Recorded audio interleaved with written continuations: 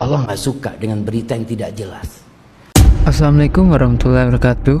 Apa yang pertama kali terbersit di pikiran teman-teman semua ketika melihat judul berita seperti ini? Demi kejar pesawat, Wakil Ketua DPRD Tanjab Barat tinggalkan orang yang tewas tabraknya. Mungkin teman-teman semua akan marah kepada Wakil Ketua DPRD tersebut. Mungkin banyak juga yang mencaci maki beliau. Dan juga saya lihat di TikTok juga banyak yang membuat konten-konten seperti ini tanpa memberitahu apa isi berita yang sebenarnya. Di sini saya juga bukan membela atau berpihak. Di sini saya cuma menjelaskan. Di sini menurut pengakuan supir Waka DPRD Tanjab Barat saat diperiksa, jadi perjalanan si Waka DPRD Tanjab ini yaitu memang untuk mengejar penerbangan jam 3 di Bandara Sultan Taha Jambi. Namun belum sampai di bandara, kecelakaan terjadi. Dengan demikian, agar tidak ketinggalan pesawat, jadi Waka DPRD Tanjab Barat Safril Simamora melanjutkan perjalanan dengan menumpang mobil lain.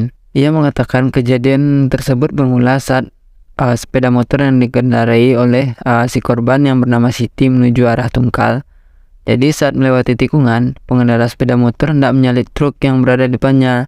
Namun dari arah berlawanan, datanglah mobil Fortuner yang dikendarai oleh Waka DPRD tersebut.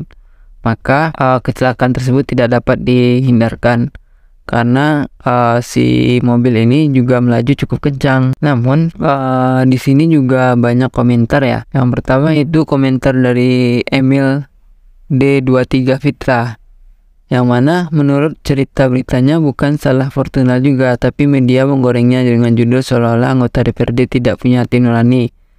Motor berusaha menyalip truk, tapi dari arah berlawanan ada mobil Fortuner dengan kecepatan tinggi. Siapapun nggak bisa menghindari, nggak peduli itu anggota DPR. Saya bukan bela ketua DPR, tapi bikin judul sesuai hati nurani lah. Jangan hanya mempedulikan insek Instagram saja. Itu menurut Emil D23 Fitra. Dan juga ada lagi komentar dari S. Ratni, yang mana beliau mengatakan, "Woi, bulan Ramadan ini bisa-bisanya bikin judul kayak gitu. Netizen pun nggak bisa berpikir positif." Ya gimana berpikir positif, karena dari judulnya aja udah dibuat sedemikian rupa seolah-olah menyalahkan wakil kepala DPRD tersebut. Jadi coba baca itu captionnya, si motor nyalip truk walaupun pengendara motornya meninggal. Belum tahu itu isi sepenuhnya salah mobil DPRD-nya. Lagian tujuan awal dia kan emang buru-buru ke bandara. Dan juga ada lagi yang menarik perhatian saya, yaitu komentar dari VV Cirja 15. Yang pertama, bukan sepenuhnya salah mobil Fortuner juga. Yang kedua, yang bawa kendaraannya supir. Yang ketiga, supir yang bawa mobil tinggal untuk menyelesaikan perkara. Yang keempat, jangan menggiring cerita untuk menyalahkan judulnya. Yang kelima, karena telah menghilangkan nyawa orang lain pasti dihukum. Lalai dalam berkendara, biasanya sih gitu. Dan juga ada juga menjas si ketua DPRD tersebut. Salut Pak, keren sama ogah pas pesawat yang nggak oleng. Ya Pak, dengan sikap Bapak yang acuh meninggalkan korban dan nggak bertanggung jawab hanya demi mengejar waktu pesawat. Ya mungkin orang ini berkomentar seperti ini karena membaca judul beritanya. Jadi saran saya buat teman-teman media atau teman-teman konten kreator, bijaklah dalam membuat sebuah judul agar para orang-orang yang baca berita dari kalian tidak salah kaprah atau salah arti. Karena berita tersebut sangat berpengaruh dan bisa merugikan satu pihak saja.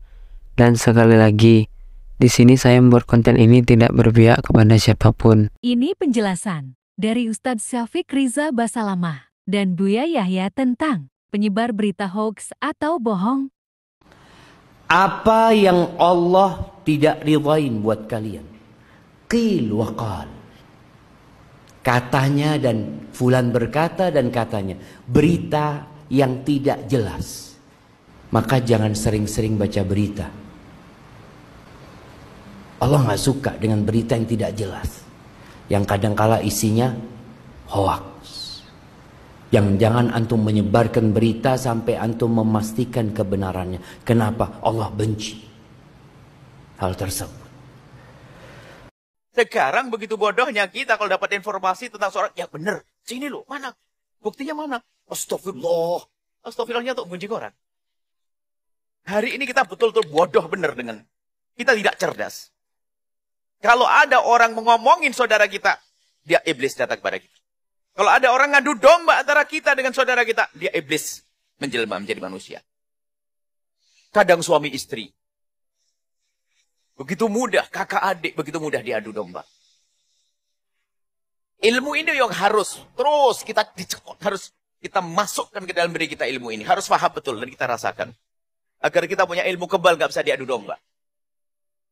Kan cerdas Pak Hasan Basri, kalau kau bohong gak ada dipukuli. Kalau benar kau mengadu domba, akan dipukuli juga. Pilih apa kau? Pilih bohong atau pilih nggak bohong? Kita pun harus begitu, jangan gampang kita nerima informasi. Pokoknya gini saja kuncinya ini. Langkah pertama.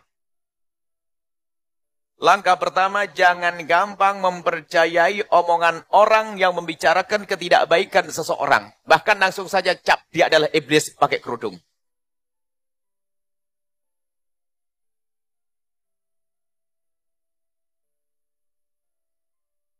Loh, apakah kita tidak boleh menerima informasi tentang kejelekan seseorang?